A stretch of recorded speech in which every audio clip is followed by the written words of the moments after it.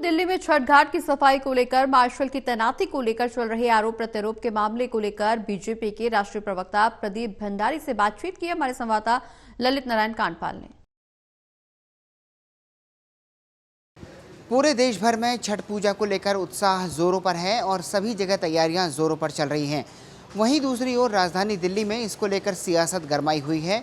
एक ओर आम आदमी पार्टी जहां भारतीय जनता पार्टी पर निशाना साध रही है, वहीं भारतीय जनता पार्टी छठ घाट की तैयारियों को लेकर आम आदमी पार्टी पर निशाना साध रही है। मेरे साथ बात करने के लिए मौजूद हैं भारतीय जनता पार्टी के राष्ट्रीय प्रवक्ता प्रदीप भंडारी। उनसे बात करते हैं। प्रदीप जी, छठ घाट को लेकर हम लोग देखते हैं कि हर साल सियासत होती है और इस बार भी सियासत हो रही है। वो कह रहे हैं कि आप लोग हमें काम नहीं करने देते। देखिए, कोर ऑफ द इशू क्या है? कोर ऑफ द इशू ये है कि जो हमारे पूर्वांचल के भाई और बहन हैं वो यमुना के तट पर छठ पूजा सेलिब्रेट करते हैं और अर्घ चढ़ाते हैं। 2015 से अरविंद केजरीवाल जी ये वादा कर रहे थे कि यमुना को वो क्लीन कर देंगे। 2021 का उनका वीडियो वायरल हो रहा था। उन्होंने कहा था यूपी और हरियाणा को वो ब्लेम नहीं करेंगे, जिम्मेदारी उन्हीं की है।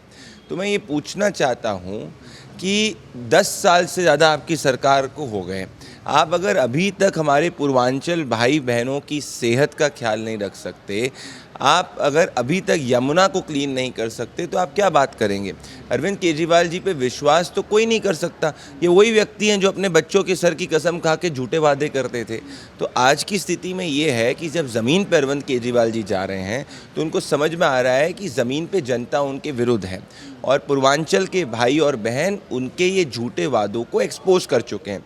हम चाहते हैं कि छठ की जो सेलिब्रेशन वो बहुत धूमधाम से हो, पर हमें कंसर्न इस बात की है कि जो हमारे पूर्वांचल के भाई और बहन हैं, जब वो छठ को सेलिब्रेट करेंगे, त्यौहार को, उत्सव को बड़े धूमधाम से मनाएंगे, तो जब यमुना का अगर खुद ही यमुना मैली रहेगी तो क्या जब छठ पर हमारे पूर्वांचल के भाई और बहनों की सेहत के साथ खिलवाड़ नहीं हो सकता है? अरविंद केजरीवाल जी सिर्फ वोट बैंक की राजनीति करते हैं।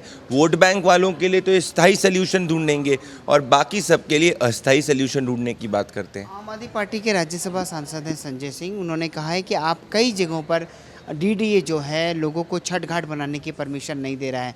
मैं खुद एक जगह जा रहा हूँ, उन्होंने भी थोड़ी देर पहले ट्वीट करके कहा है। देखिए, वो झूठे हैं। अरविंद केजरीवाल जी कट्टर झूठे हैं। आपको एक छोटा सा एग्जाम्पल देता हूँ। पहले ये कहा करते थे कि भाई कचरा जो है पूरे दिल्ली में इसीलिए फैला है कि एमसीडी भारतीय जनता पार्टी के अंदर है। एमसीडी में किसकी सरकार है? अरविंद केजरीवाल जी की सरकार है, आम आदमी पार्टी की सरकार है। आप मेरे साथ चलिए, दिल्ली के हर 3 किलोमीटर के अंदर मैं आपको बता सकता हूँ किस तरीके से कूड़े के पहाड़ हैं और बड़े बड़े लैंडफिल साइट्स की बात कर रहे थे। लैंडफिल साइट्स अभी भी बवाना से लेके हर जगह पे है। आज तो स्थिति उन्हीं की खुद की राज्यसभा की एमपी स्वाति मालीवाल तो आतिशी के घर के सामने गंदे पानी की बोतल छोड़ रही है, बोल रहे हैं ये पीने का पानी आ रहा है। तो आज मुख्य बात क्या है? एक ऐसा व्यक्ति जो सिर्फ झूठे वादे करे और चुनाव आने की तरफ अपनी रिस्पॉन्सिबिलिटी पर कमल ना उतरे और हमेशा जनता को कंफ्यूज करने की कोशिश करे, एक ऐसा झूठा व्यक्ति और ऐसी झूठी पार्टी जो है उसकी शेल्फ लाइफ बहुत लिमिटेड रहती है। अरविंद केजरीवाल जी पॉलिटिकली दिल्ली के अंदर अपने टर्मिनल एंड पे हैं, इसीलिए वो अपने गवर्नेंस पे वोट नहीं मांग रहे हैं, वो विक्टिम कार्ड खेलने का प्रयास कर रहे हैं। 10 साल कोई शासन में रहने के बाद अगर विक्टिम कार्ड खेलता है तो आप समझ सकते हैं उन्होंने अगर काम जो किया है वो नील बट्टा सन्नाटा किया है। आखिरी सवाल, आतिशी ने अभी थोड़ी देर पहले, जो कि दिल्ली के मुख्यमंत्री हैं, उन्होंने प्रेस कॉन्फ्रेंस की है। उन्होंने कहा है कि बस मार्शल्स को हम पक्का करना चाहते हैं लेकिन आप लोग नहीं करने देना चाह रहे हैं, 1 हफ्ते में प्रस्ताव बनाकर भेज देंगे। अरविंद केजरीवाल जी और आतिशी जी में जो कॉमन बात है वो है झूठ बोलने की स्पर्धा। आपको अच्छी तरीके से याद है कि किस तरीके से बस मार्शल्स को पक्का करने की बात भारतीय जनता पार्टी कर रही है। दिल्ली बीजेपी के अध्यक्ष वीरेंद्र सचदेवा जी के साथ बस मार्शल्स मिले थे और उन्होंने अपनी पीड़ा व्यक्त करी थी कि कैसे अरविंद केजरीवाल जी की सरकार उनको हटाने का प्रयास कर रही है। उनका वीडियो सोशल मीडिया पे हर जगह है।